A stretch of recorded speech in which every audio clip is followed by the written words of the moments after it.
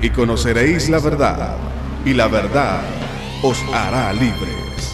El Ministerio de la Enseñanza y la Evangelización, Jesús Soberano Señor, presenta Palabra de Iluminación, un espacio dedicado al estudio de las más reveladoras verdades iluminadas en las Sagradas Escrituras. Recibamos al Maestro de la Palabra, José Briceño, en su espacio Palabra de Iluminación. Ok, vamos a aplaudir para recibir la palabra. La palabra del Señor siempre se recibe con gozo, con alegría, con muchos deseos de aprender la palabra.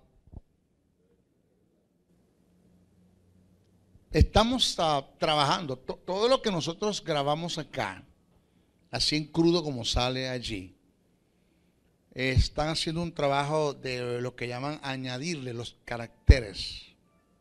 Esto es todo lo que usted ve que sale en el CD. A usted no le sale porque no da tiempo de hacerlo para entregar a usted el CD. Pero ya estamos haciendo el trabajo de los caracteres y todas esas cositas. E inmediatamente la persona que está haciendo el trabajo de los caracteres sube el CD a YouTube. Lo subimos por internet. Y ya hay algunas críticas del mensaje que dimos el lunes. Porque no es fácil. O sea, la gente, prácticamente nuestros predicadores, son muy pocos los que verdaderamente te transmiten, valga la redundancia, la verdadera neumatología. Por decir algo, cuando hablamos de cristología, la mayoría de esos casos lo que te dan es una biografía de Cristo. Una biografía de Cristo de que nació hasta que murió. Pero si hablamos de cristología de alta crítica, que es la que ustedes van a ver en la escuela, ustedes van a escuchar cosas que muy poco las enseñan. No voy a decir que nadie, muy poco las enseña. Yo dije que la presencia del Espíritu de Dios es tan determinante en la congregación para alcanzar éxitos en toda la vida, en todo el propósito de Dios en la vida de los hombres, tan determinante para alcanzar éxito. Y hablé acerca de la omnipresencia, hablé de la presencia corporal del Espíritu de Dios en la iglesia y hablé de la presencia manifestada del Espíritu de Dios en la iglesia. Y decíamos que la presencia del Espíritu es tan determinante y que el Evangelio, présteme mucha atención, el Evangelio sin la manifestación del poder del Espíritu es una religión más. Punto. Señores, tenemos que entender que de la única forma que un mundo se pueda convencer de las verdades que usted y yo estamos transmitiendo y estamos predicando es que esto funcione al mundo que nos rodea. Pero antecedentemente o anteriormente, para que esto funcione a un mundo que nos rodea, la presencia del Espíritu manifestada tiene que ser una vivencia en nosotros también.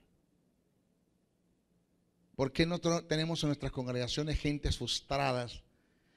Gentes que no te vieron nada en el Evangelio. No es que el Evangelio no tiene nada, sino que no vieron nada porque es que no hay quien manifieste la presencia del Espíritu porque no hay una vida de entrega, no hay quien pueda pagar un precio para esto.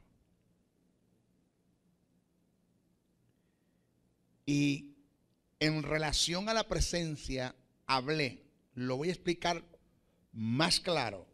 En relación a la manifestación del Espíritu, en cuanto a la presencia de Él, para logros, para efectos, para sanar, para convencer, para producir milagros. En relación a la fe, decía en la clase pasada, y lo voy a añadir acá, que la fe y la presencia, porque el complemento de la palabra es la fe. y el complemento de la fe es la palabra, pero el complemento de la fe y la palabra es el Espíritu. O sea, no hay un Espíritu Santo que se pueda manifestar en poder dentro de la iglesia si no hay alguien que crea una palabra que Él dijo. Entonces, la fe en una palabra que Dios dijo es tan determinante que ni siquiera la vida de pecado, que esto fue lo que la gente no entendió, ni siquiera la condición de pecado en la vida de un hombre detiene la manifestación del Espíritu cuando hay alguien que cree lo que ese hombre dijo.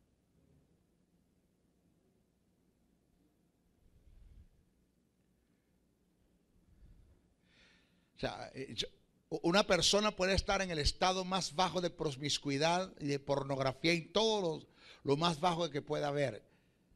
Y si se levanta acá en el púlpito y dice, la Biblia dice que por las heridas de Cristo fuimos sanados.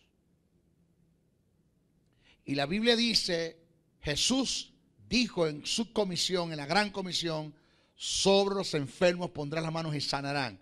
Y hay una persona que no es convertida porque se está muriendo de una enfermedad terminal y oyó lo que esa palabra, oyó la palabra que ese hombre dijo, y esa palabra produjo fe en esa mujer, porque la fe es por el oír y el oír por la palabra de Dios. Y ahí estamos hablando de la fe que produce la palabra, la predicación del evangelio, un mundo que se pierde. Y esa persona escuchó esa palabra, le produjo fe, ella pasa al frente, le pone en la mano. Dios no va a dejar de honrar la fe de esa persona que depositó en la palabra por la condición de pecado en la que está el hombre.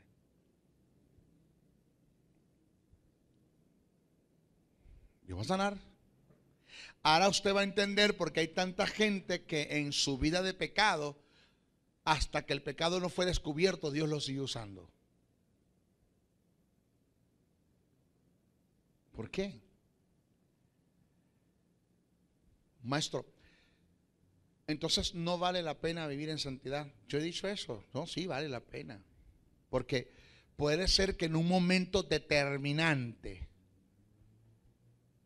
ni el pecado detiene la presencia manifestada de Dios en la vida de un hombre, independiente de la condición en la que esté, ni el pecado detiene eso en un momento determinante, pero la vida de pecado en un hombre sí detiene el fluir constante y perseverante del Espíritu Santo en la vida de un hombre.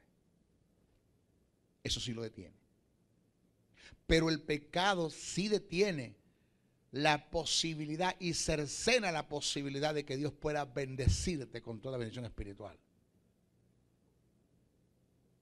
Pero el pecado sí cercena y puede producir estragos y detener el propósito de Dios en la vida de un hombre. Porque sin santidad nadie verá al Señor. Ahí está el balance. Entonces ya escribieron, wow. Bueno, ya sé, ¿para qué vivir en santidad si la unción no la tiene el pecado? Pues viva Dios, viva la pepa. Así me escribieron.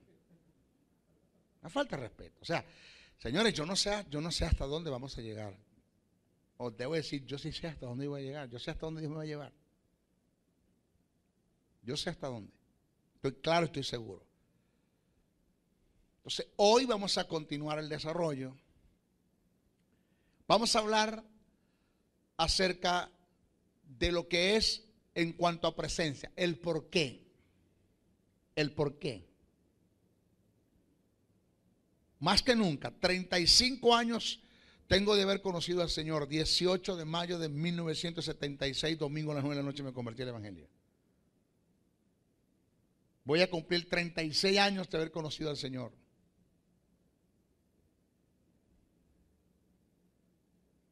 ...24 años de casado... ...20 años en el ministerio... ...y como nunca antes se ha desarrollado... ...en mí una sed... ...de la presencia de Dios en mi vida.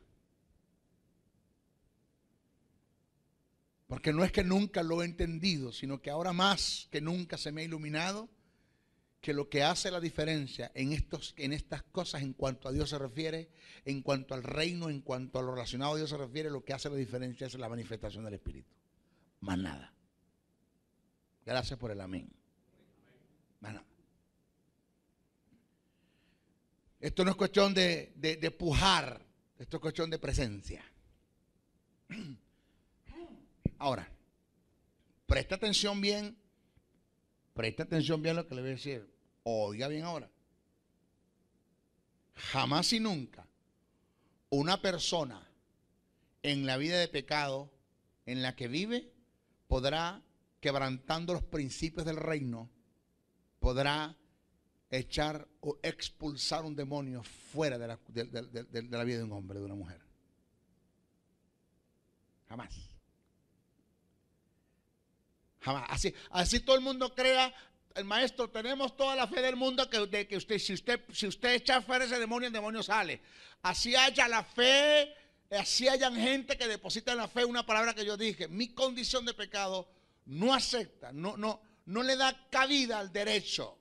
No le da cabida ni quebranta el derecho que ese ente moral libre, que es un demonio, que es una persona, que es un espíritu con alma pero que no tiene cuerpo, jamás y nunca se podrá quebrantar ese principio ni cercenar el derecho que ese ser tiene de salir fuera en la condición en la que yo estoy.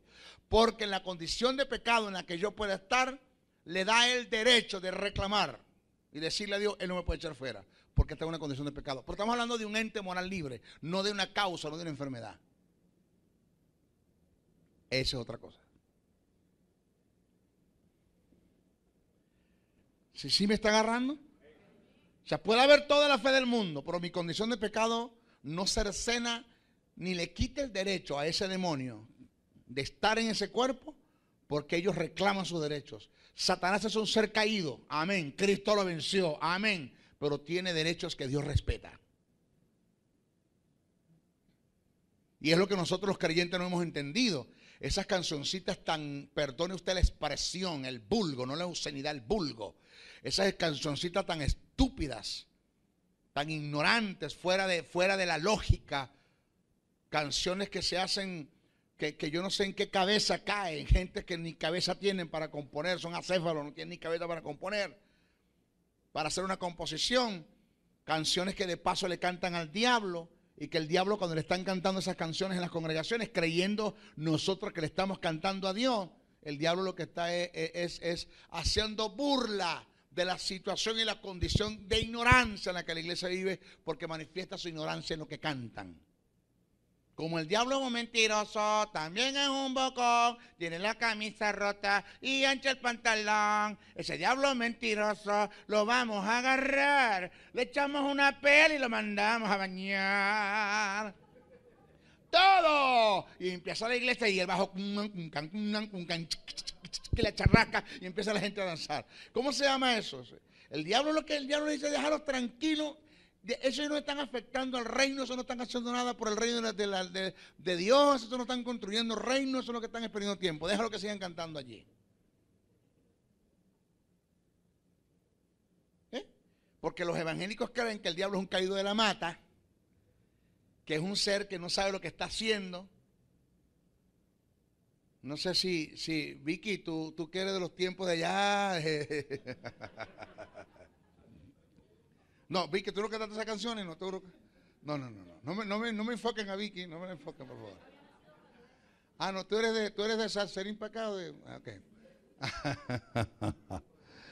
Esa canción, hay una cancioncita por ahí que dice así: yo tengo una espada de oro para matar a Satanás, para darle por la cabeza, para que no se levante más.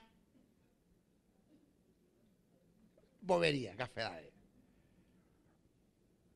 Bueno, ese es lo entretenido que está el pueblo y lo entretenido que el diablo tiene al pueblo, porque mientras usted siga cantando esas estupideces, usted no va para ninguna parte, usted no va para el baile, usted está como en una mecedora moviéndose, pero usted no avanza. Mientras usted ve que la gente avanza, usted sigue con su mismo evangelio.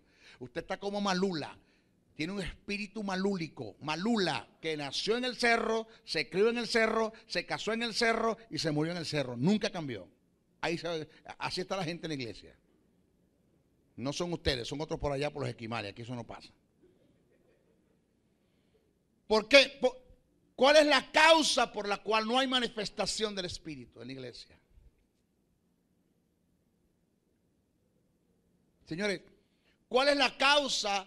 El por qué, óigame, el por qué, preste atención, Porque a esta dimensión tenemos que llegar. A esta dimensión tenemos que avanzar. A esta dimensión, señores, tenemos que caminar. Caminar en lo sobrenatural de Dios para un mundo que no cree, pero en lo normal de Dios y en lo normal nuestro para nosotros que creemos que Dios lo puede hacer.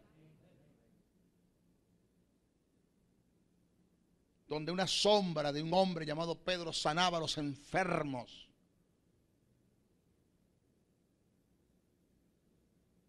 Donde ungían las prendas, los pañuelos, los paños. Pablo imponía las manos sobre los paños, debo decir, colocaba las manos sobre los paños y los llevaban a los enfermos y le colocaban los paños y eran sanados.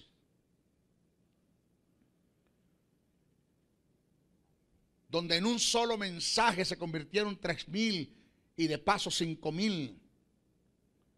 Y dice que Dios añadía lo que habían de ser salvos. ¿Por qué? Por la predicación del evangelio, de las buenas nuevas de salvación en la boca de un hombre ungido con el Espíritu de Dios para tal fin.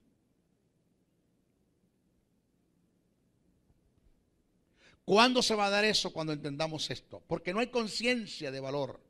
En cuanto al Espíritu no hay conciencia de valor, no hay conciencia de costo, no hay conciencia de precio.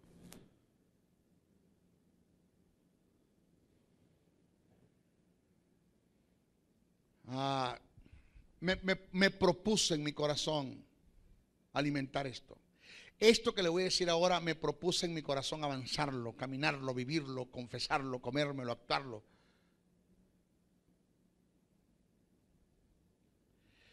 El Señor me dijo hace 2 meses atrás, estoy tratando contigo a ver si logro, porque es que esto no es cuestión de, esto para Dios no es fácil. Esto tiene que ver con el que tú cedas tu voluntad. A ver si logro que llegues a entender lo importante, la importancia de lo que es la entrega, de lo que es la vida devocional, de lo que es la comunión y de lo que es la intimidad.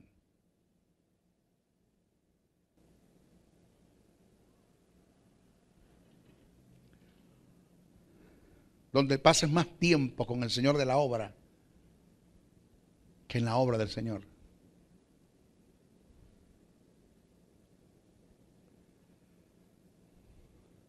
Logras entender eso. Me dijo, hoy estás pichando para los nacionales y quiero ponerte en las grandes ligas, pero depende de ti.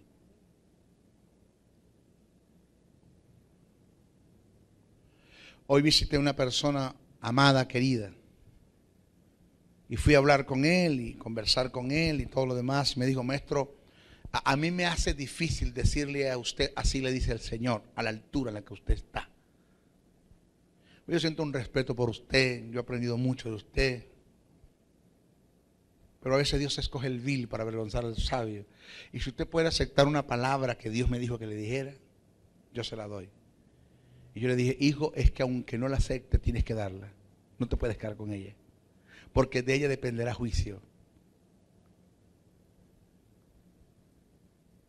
Y me puso las manos. Y me dijo, maestro, usted fue llamado a estar en una altura.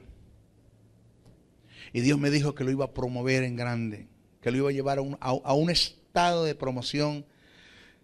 Maestro, que ni siquiera usted tiene, ni su mente puede pensar hasta dónde Dios lo va a llevar. Pero el Señor me dijo que le dijera que no depende de Él, que depende de usted. No quedé mirando. No le dije nada. Solo lo abracé y reventé el llanto. Anoche le dije a mi hija, 12 de la noche. Le dije a mi hija así, óigame, este hombre que está acá, que usted ve acá, cayó en este terreno de la necesidad que tiene de la presencia. Le dije a mi esposa, a mi hija le dije, préndeme enlace a ver si hay alguien que me dé una palabra de Dios, porque necesito una palabra de Dios. Mi hija me dijo, papi, son las 12, acostate, descansá. Dios sabía la necesidad que tengo. Esa palabra me la dieron hoy como a las 11 de la mañana. 2 de la tarde venía por la regional del centro, venía en mi carro y me llaman por teléfono. Yo no acostumbro a hablar por teléfono mientras estoy conduciendo.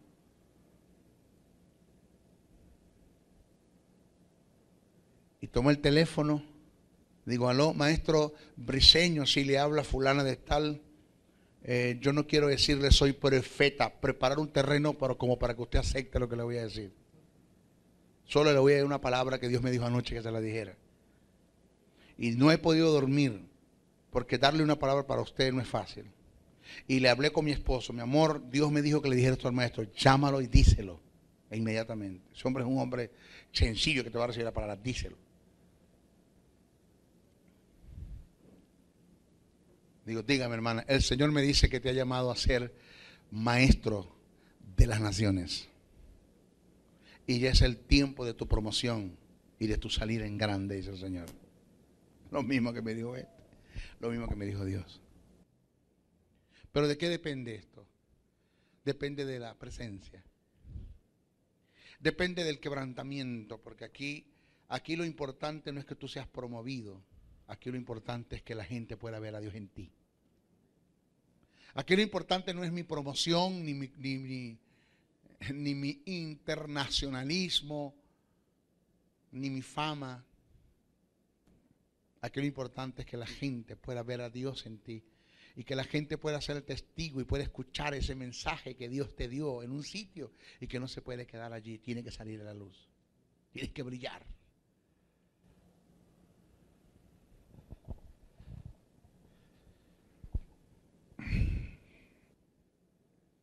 Valor del espíritu.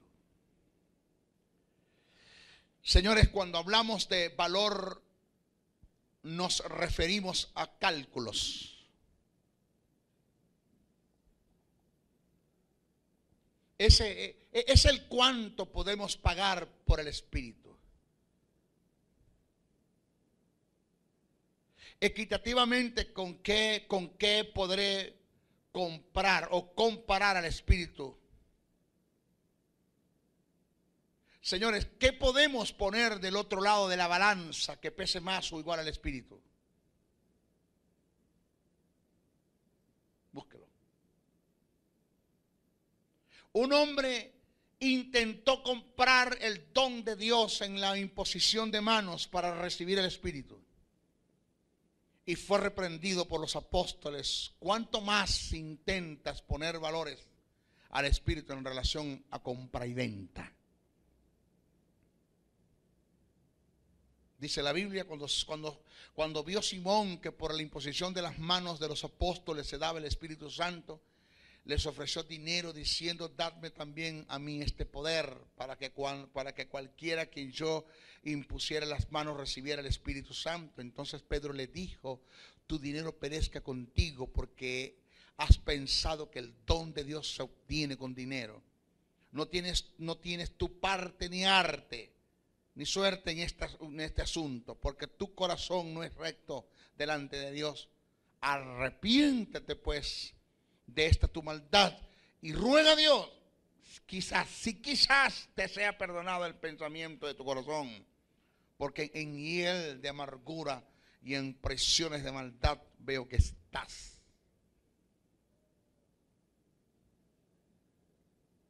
Señores, escuche esto.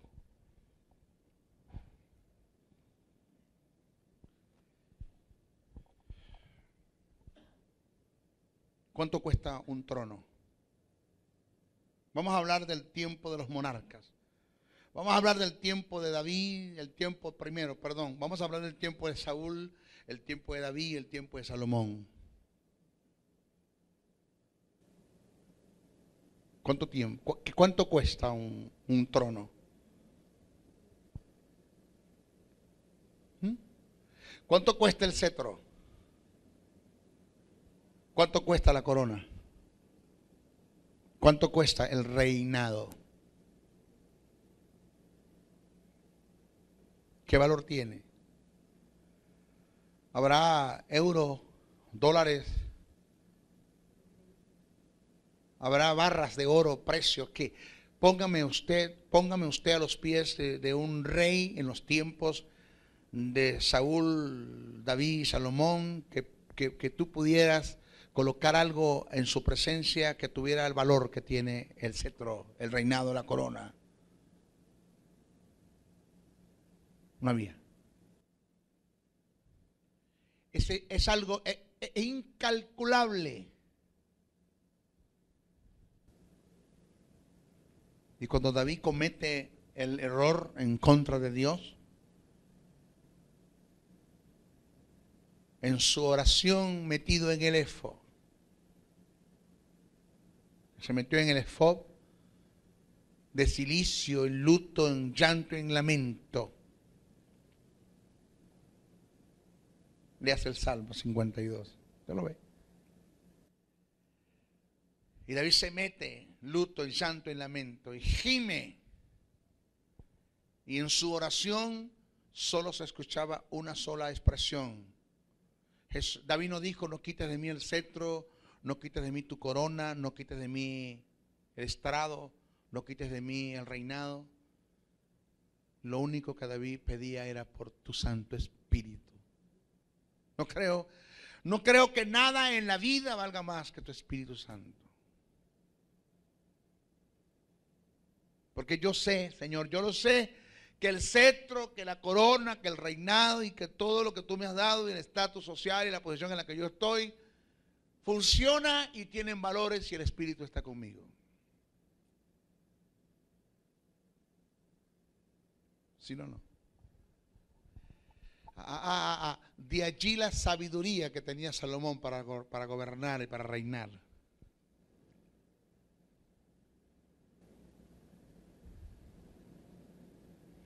Eso Saúl no lo entendió. Saúl no le importó el valor del Espíritu. Saúl eso no lo entendió y perdió todo.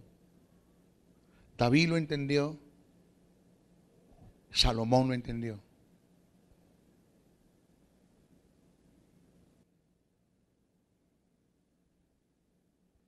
¿De qué están? Óigame bien. ¿De qué están llenos? ¿De qué están llenos nuestros predicadores en nuestros tiempos? Estoy hablando de nuestros predicadores. Cualquiera de los 5 ministerios, ¿de qué están llenos? De filalguria. ¿Sabes qué es filalguria?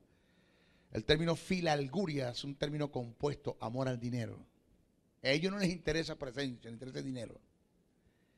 El 90% de nuestros ministerios, en nuestras congregaciones, están trabajando es por dinero. Pactos, siempre.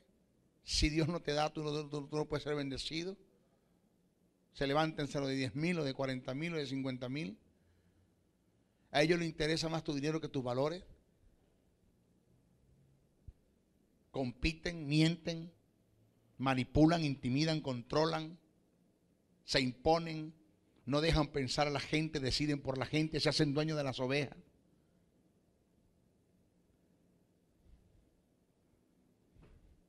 ¿Qué te dice esto, hijo? Que ahí no hay presencia.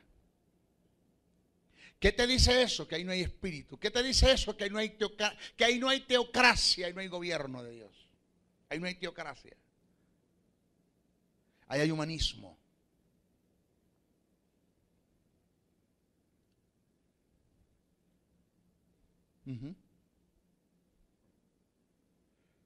No hay quien se pueda condoler, tener compasión, moverse a misericordia. No hay nada de eso.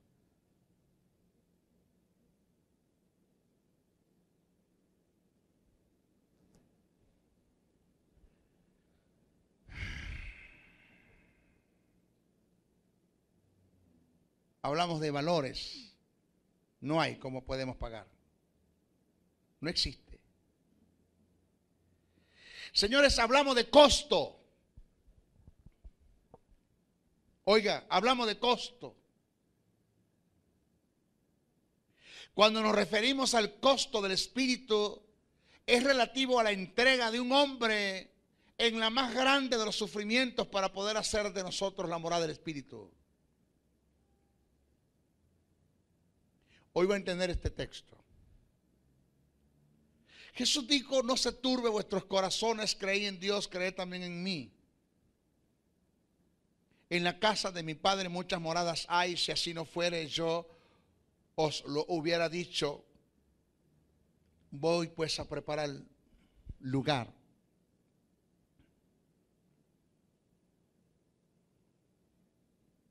Oiga bien esto, lo que le voy a decir y lo que le voy a enseñar.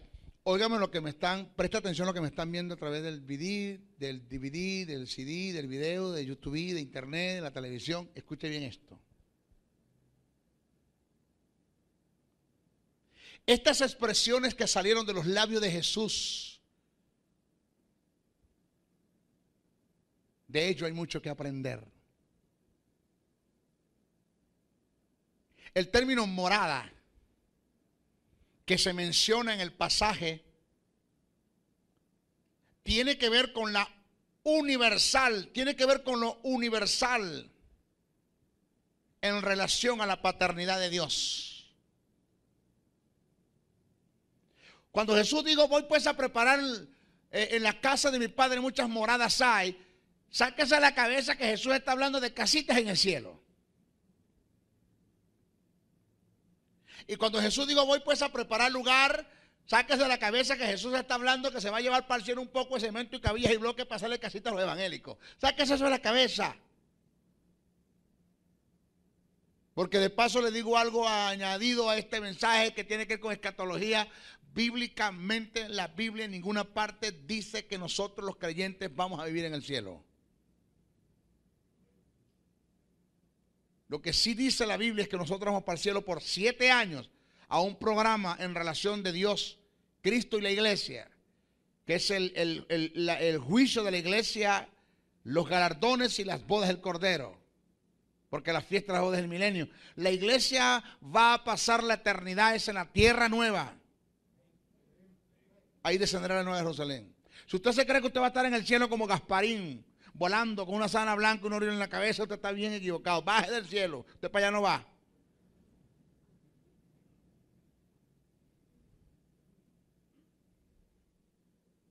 Entonces tenemos la idea que cuando Jesús dijo: en la casa de mi Padre muchas moradas hay, tiene que ver con casitas y voy a preparar lugar, tiene que ver con que Jesús se va para el cielo a construir casa. No, el término morada tiene que ver con lo universal de la paternidad de Dios.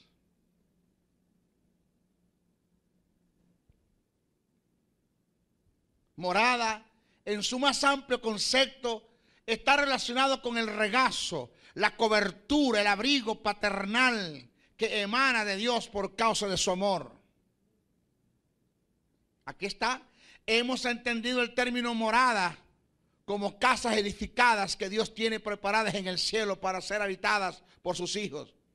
Esta posición es totalmente falsa por las razones que da la frase: voy pues a preparar lugar para vosotros. Señores, escuchen bien esto. Si las moradas de las cuales Jesús está hablando son casitas en el cielo, entonces ¿por qué Jesús va a preparar lugar? ¿Ya no están las moradas hechas? ¿No hay un contraste, un posible contraste en esto, tomándolo desde el punto de vista literal?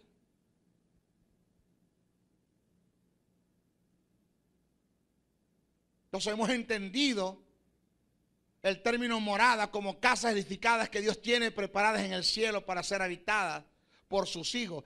Esta posición está totalmente falsa, es totalmente falsa por la razón que la frase voy pues a preparar lugar para vosotros, que está en el mismo pasaje en hilación y que encierra un pensamiento, presenta un contraste con lo antes dicho por la razón de que Dios ya tiene las casas hechas. ¿Por qué yo tengo que ir a hacerlas entonces? Señores, esto da pie para entender que el término casa y morada que aparece en el pasaje antes mencionado tiene un sentido alegórico con principios espirituales. Por igual la frase voy pues a preparar lugar para vosotros. Esta frase voy pues a preparar lugar para vosotros en el sentido cultural alegórico, centrándonos en el término lugar, es una palabra que en lo jurídico significa derecho, autoridad, legalidad, propiedad, asignación, posición, delegación, potestad. Por lo que determina que donde Jesús fue a preparar lugar para nosotros fue en la cruz, ocupando nuestro lugar. A causa de su muerte y resurrección, nos dio la potestad en la fe de ser hechos hijos de Dios, colocándonos en la posición, en el lugar donde Él está. Alabanza al nombre del Señor.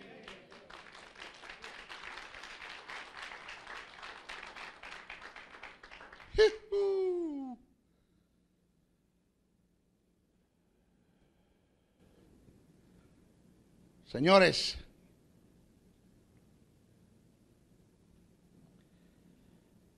escuche esto.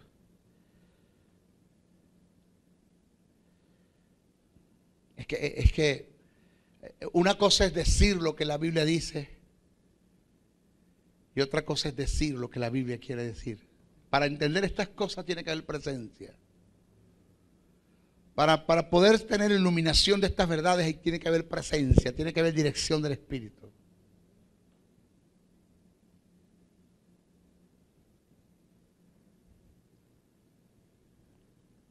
En adición a esto, a esta verdad que acabamos nosotros de decir y de presentar, podemos entender otra verdad en relación al sacrificio de Cristo y al Espíritu. Mire. Presta atención. La Biblia está llena de tantas verdades, pero que son verdades, hermanos, que no a todos se les ilumina. A veces pienso, y no es que pienso que es bíblico, que Dios llama a gente específicamente para estas cosas, para iluminar estas verdades. Y al que se le ilumina así de crudo como las recibe, diluirlas y tratar de cómo presentarlas a la congregación que la pueda entender.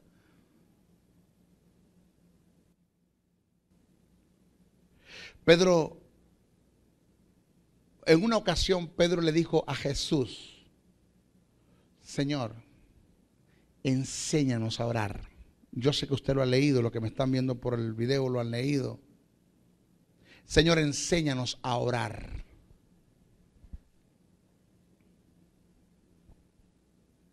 Oiga bien, présteme mucha atención la determinación del tiempo en el verbo, el cómo Jesús lo dijo.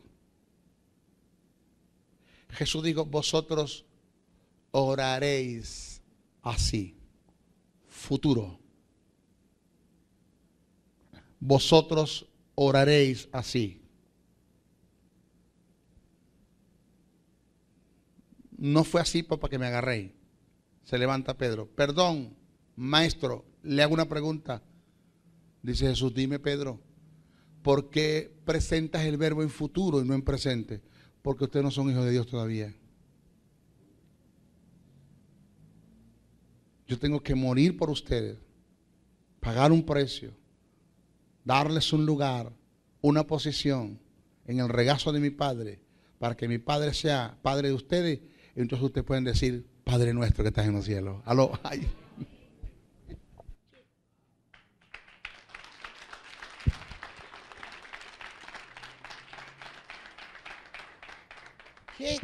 ¿De qué estamos hablando? De que ese mismo Jesús que preparó tu lugar en el regazo de Dios para que pasases a ser hijo de Dios y pudieses tener una relación con Dios como hijo y Dios como padre a ti. Ese mismo Jesús que pagó un precio que tiene que ver con clavos de 3 pulgadas con la punta roma o bola que traspasaba toda la humanidad de un hombre, hueso, tendones, piel, nervios, que le dieron 120 latigazos, porque a Jesús lo flagelaron fueron los romanos, no los judíos. 120 latigazos, los judíos daban 40, los romanos daban 120. Y que quien flageló a Jesús no fue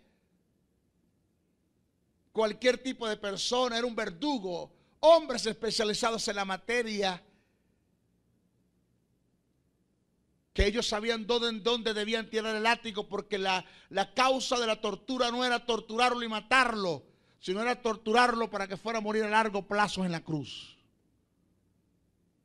No, el látigo no debía golpear sus testículos, su cabeza, sus riñones, su hígado, su estómago. Y cada látigo tenía un pedazo de metal, de plomo, de hueso en la punta. Que cuando tiraba el verdugo, tiraba el látigo, él alaba. Y muchas veces en el alar venía pedazo de piel, rasgando la carne y la humanidad del ser que estaban torturando. Y como el caso no era matarlo allí, sino torturarlo para que fuera a morir a largo plazo en la cruz, él tenía que tener cuidado donde tiraba el látigo. Indica que los 120 latigazos pudieron haber caído en un solo lado de las espaldas de Jesús. ¿No puede usted imaginar el hematoma? Alaron sus barbas, golpearon y le dieron de trompadas en señal de repudio. Todos los miembros del Sanedrín se colocaban en hilera, comenzando el sumo sacerdote hasta los sacerdotes, y daban de golpes. Colocaron una corona de una planta que succionaba la carne. ¿Te puedes imaginar el tremendo dolor de cabeza que ese hombre tenía? Y dice la Biblia que golpeaban con una vara sobre la corona. Según Alfred Enderchain, un historiador judío, dice que la corona de Jesús no era en circunferencia, sino era como un casco. Porque si no, las espinas no se podían hundir cuando golpeaban la corona sobre la cabeza. Desnudo, no como lo presenta la tradición romana y la película en Hollywood con un trapito, desnudo. Dice sus vergüenzas, hablando de sus testículos, de su miembro viril, de sus glúteos, fueron expuestas a todo el mundo.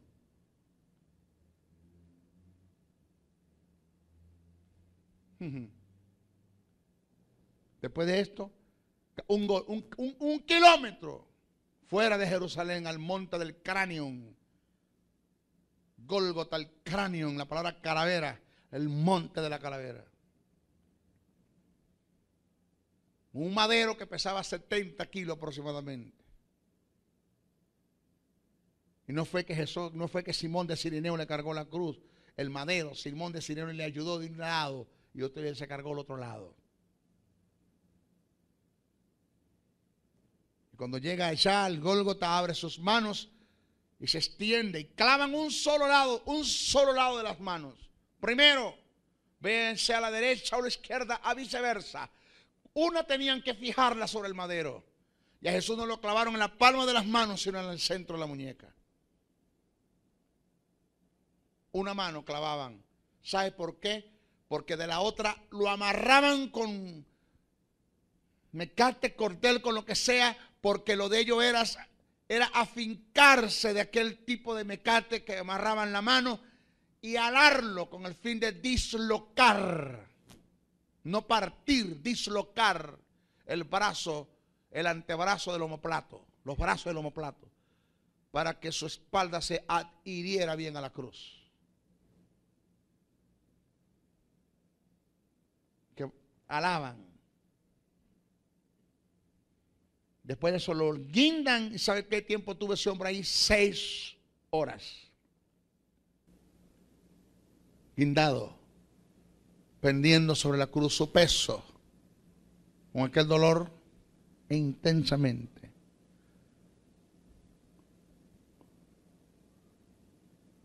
Sus discípulos no están. Los ángeles no están. Busca el refugio del Padre, el Padre lo dejó. Es cuando grita y dice: ¿por qué me has abandonado?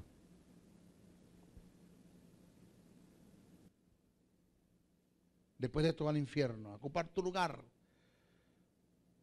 Tu lugar. Jesús fue a la parte más baja de la tierra, no a la parte baja donde estaba el seno de Abraham, fue a la más baja de la tierra, a ser torturado por los demonios, porque tenía que ocupar tu lugar.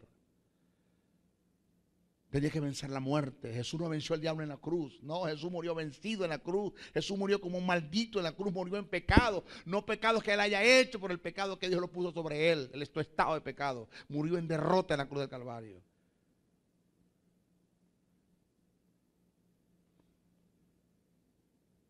Vencer la muerte. Levantarse. Cuando el infierno tiembla, que el Hijo del Hombre se está levantando, el diablo pregunta, ¿por qué? ¿Qué está pasando en el infierno que está temblando? Y dijo un demonio, Jesús de Nazaret está resucitando. El diablo corrió por donde está Dios y le dijo, ven, habla con vos, Jehová. Porque creo que el que entra al cielo no sale, el que entra al infierno tampoco sale. Aquel murió en pecado, murió en maldición. ¿Y por qué lo tienes que levantar del infierno? Dios llama a Gabriel. Gabriel, dame el libro del récord de la vida de Jesús mientras estuve en la tierra. Porque todos tenemos un libro escrito según Apocalipsis de las cosas que hicimos. Jesús no pasaba por alto eso. No era la excepción, era un ser humano. Y se registraron todas las cosas. Dame el libro del récord. Y el Gabriel trajo el libro y se lo dio al Padre. Y el Padre se lo dio al diablo. Y le dijo, búscame un pecado que le haya hecho, te lo dejo en el infierno. Y el diablo empezó a buscar por todas las páginas.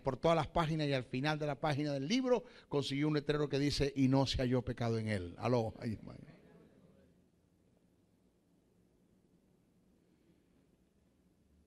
a Adán se le dio un mandamiento, no comas del árbol, y cayó. Jesús cumplió 613 mandamientos. ¿Para qué? Para que tú seas hijo de Dios. ¿Para qué? Para que tú tengas la justicia. ¿Para qué? Para que tú tengas la vida.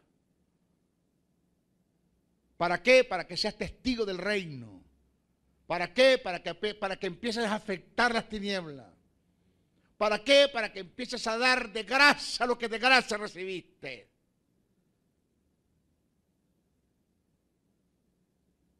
Pero adición a eso, todo lo que Jesús pasó, ¿para qué?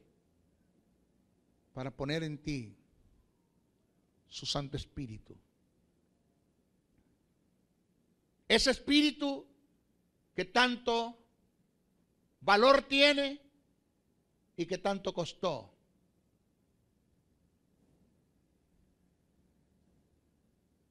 Que está en nosotros.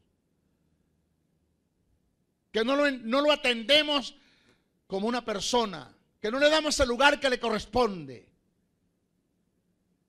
Que no somos capaces de abrir nuestra boca como para adorarlo, alabarlo. Porque Pedro dice que el Espíritu Santo por el mundo es blasfemado, pero por la iglesia es glorificado. El Espíritu también se merece nuestra adoración. Pero qué vida tú y yo vivimos, sensual, almática, carnal. Nos interesa más el deseo carnal, los pensamientos carnales, la pornografía, la mentira, el engaño, la sensualidad. Dice Romanos 2 que cambiaron la gloria de Dios por la de los hombres. Y por causa de eso fueron entregados.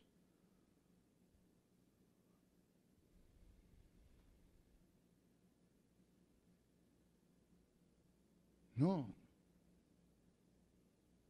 Por eso los enfermos siguen estando enfermos, los ciegos siguen siendo ciegos, los sordos siguen siendo sordos, los mudos siguen siendo mudos. El Señor me dijo a mí, José, ocúpate de mi espíritu y yo me ocuparé de ti. ¿Usted me oye?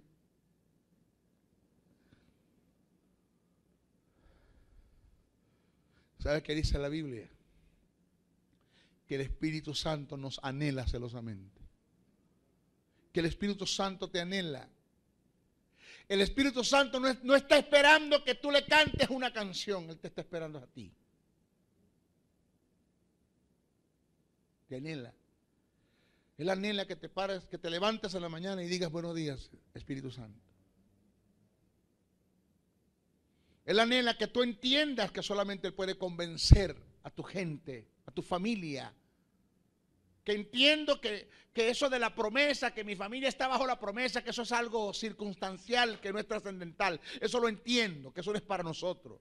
pero que también entiendo que el Espíritu Santo puede convencer a tus más allegados de pecado cuando tú le das el lugar que le corresponde. En la presencia del Espíritu a través de ti lo va a hacer.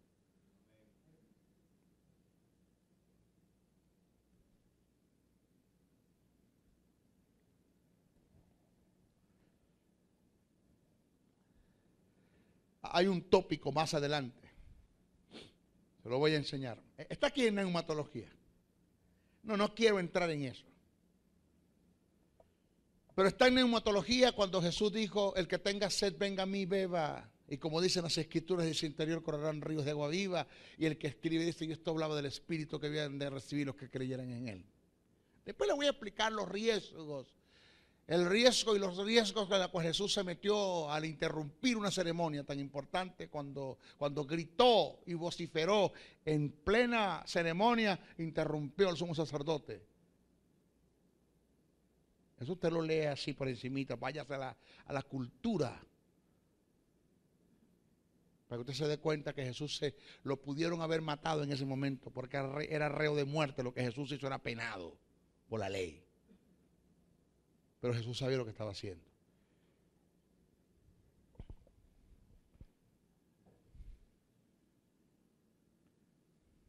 Pero yo os digo, yo les voy a decir la verdad. Os conviene que yo me vaya. ¿A qué? A preparar lugar. Mis hijos, porque si no me fuere, ¿a qué? A preparar lugar. El Consolador no vendría a vosotros. Mas si me fuere, ¿a qué? A preparar lugar. Os lo enviaré. Y ese Espíritu que está con vosotros estará en vosotros.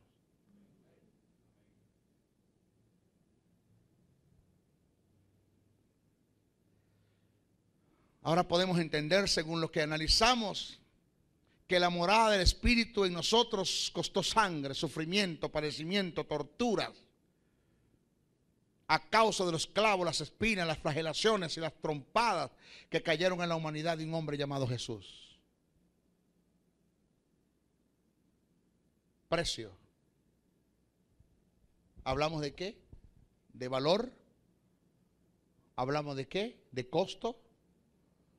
Y ahora vamos a hablar del precio.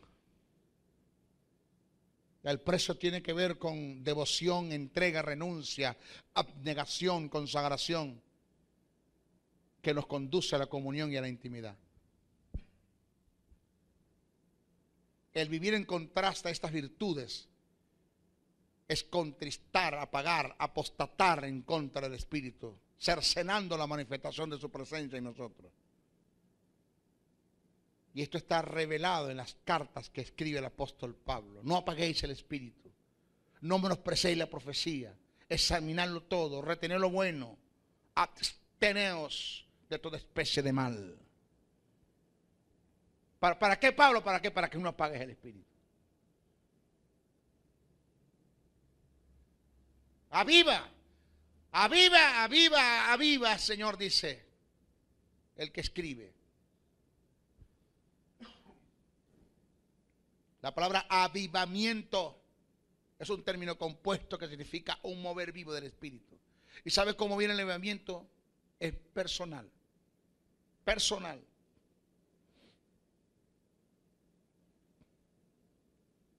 Cuando tú vives, cuando tú pagas el precio y la gente ve en ti los cambios y ve que esto funciona, ellos van a entender también que esto es verdad. Pero alguien tiene que comenzar.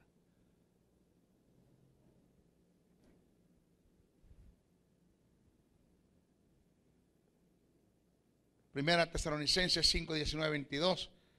Efesios 4, 29, 32 dice: ninguna palabra corrompida salga de vuestra boca, sino la que sea buena para la necesaria edificación, a fin de dar gracias a los oyentes.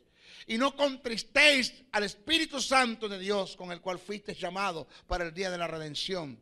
Quítense de vosotros toda amargura, enojo, ira, gritería, maldicencia y toda malicia. Antes, sed benignos los unos a los otros, misericordiosos, perdonando los unos a los otros, como Dios también os perdonó a vosotros. El perdón, la benignidad, la misericordia, El que no haya maldicencia, amargura, enojo, ira, gritería. El que se quite todo eso de nosotros. Es lo que va a hacer que no contristemos el Espíritu.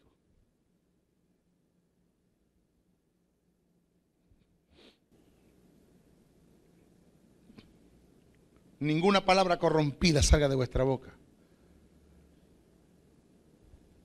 Ninguna ¿qué? Palabra corrompida salga de vuestra boca.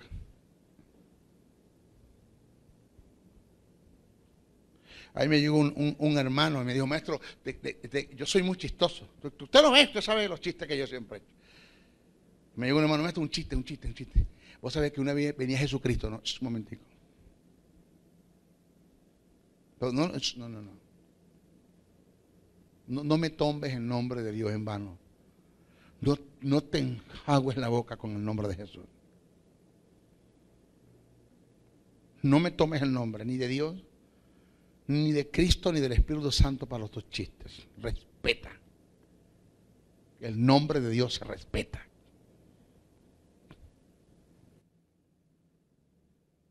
Y si me vienes a echar chistes de doble sentido, eso es lo que tú tienes en el corazón. De la abundancia de tu corazón habla tu boca. De bocas de creyentes salir basura, maldiciones, tronerías, cosas que no edifican, que estorban a los oyentes, dice la palabra.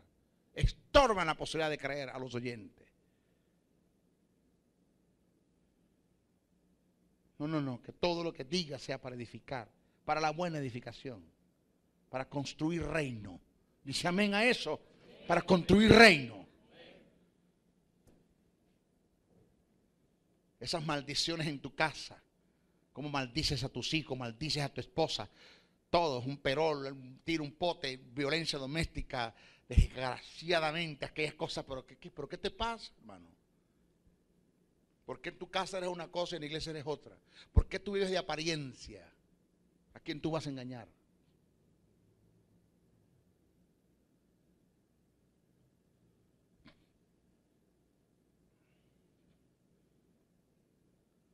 En contraste a todo esto, lo que va a hacer que en ti se manifieste la presencia de Dios es el fruto del Espíritu: amor, gozo, paz, paciencia, benignidad, bondad, fe, mansedumbre, templanza, amando, entendiendo, perdonando, no dándole la lengua, no dándole al chisme, no dándole al brollo, bendiciendo el que te maldice, orando por el que tú traes y te persigue.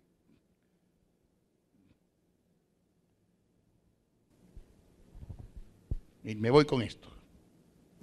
Óigame, me voy con esto. Escúchame los que me están viendo por el video, por YouTube, por internet, por la televisión. Escuche esto. A quien tenemos que atar es al diablo y lo tenemos suelto.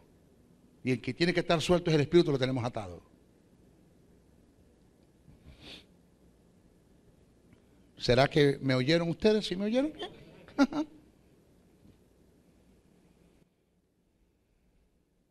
Eso de teatro, demonio. Esas oraciones tan vagas y vacías. Ato al diablo con cadenas espirituales. No hay cadenas espirituales. No hay forma de atar al diablo. Porque los evangélicos creen que cuando te dice ato al diablo es que el diablo se va a amarrar y se va a ir todo por ahí, todo amarrado y todo atado. Y yo voy a tener que buscar el que lo desata, porque vamos a tener claro, de cada rato estamos atando al diablo, alguien lo está desatando. Yo voy a buscar el que lo desata. El problema lo tenemos con el que lo desata. Si consigo el que lo desata, con atar una vez, no se desata más. No, la palabra atar es el término luo del griego. ¿Sabe qué significa atar? Dejar inoperante. Cuando Jesús dijo, viene el Dios de este siglo y nada tiene en mí. ¿Por qué nada tiene en mí? Porque no le doy lugar en mi vida. Pablo dijo, no deis lugar al diablo. El término lugar es topo, donde viene topografía, donde viene terreno. La palabra dice, no deis terreno al diablo. El diablo no es bueno ni que te metas en su terreno, pero tampoco es bueno que tú le des terreno. Si te metes en tu terreno, pierdes autoridad. Y si lo dejas meter en tu terreno, te despropia. ¿Aló?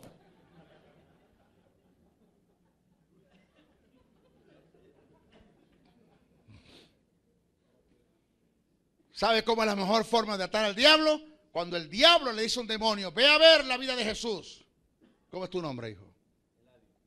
Cuando el diablo le dice a un demonio, verifícame la vida de Eladio. Vamos a ver, búscalo, anda a buscar a ese hombre. Vamos a ver qué hacemos con él. Y el demonio regresa con noticias al padre, al diablo, debo decir, corrijo, al diablo. Dice, ¿qué pasó? Me tiene atado. ¿Por qué? Siempre que voy a estar orando, ayunando, vigilando, viviendo en el fruto del Espíritu, en amor, en gozo, en paz, en paciencia, en unidad, en bondad, en fe, en mansedumbre, en templanza, amando, entendiendo, comprendiendo, no maldiciendo, bendiciendo al que lo maldice, orando por el que lo trae y lo persigue. El hombre es bondadoso, es dadivoso, el hombre está pendiente, tiene misericordia, tiene compasión de la gente. Es que no me da lugar, por donde me le meto me tiene atado. Esa es la mejor forma de mantener al diablo atado. ¿Cómo? Viviendo la vida del Espíritu. Alabanza al nombre del Señor.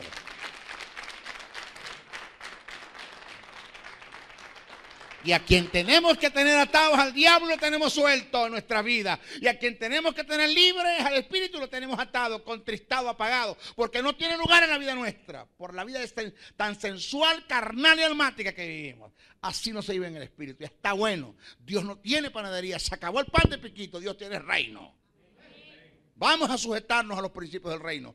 Vamos a vivir en la vida del Espíritu, que esto sí funciona. Vamos a demostrar al mundo que esto sí funciona, que tenemos un Cristo vivo, que tiene ojos y ve, tiene oído y oye, y tiene manos y las mueve con poder.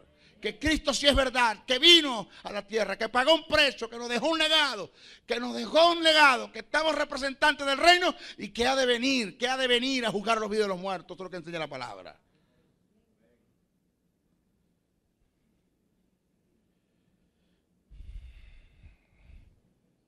Nuestra próxima clase vamos a tratar la omnisciencia del Espíritu. Bendiciones, bendiciones, bendiciones.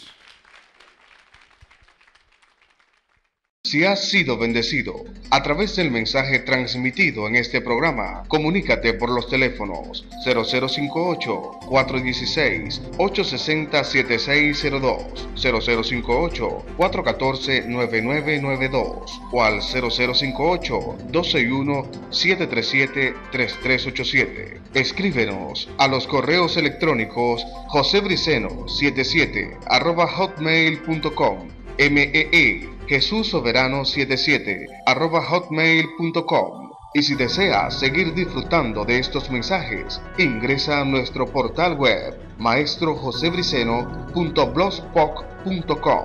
Suscríbete a nuestro canal en YouTube o visítanos en Facebook. Será hasta una nueva oportunidad en su programa Palabra de Iluminación.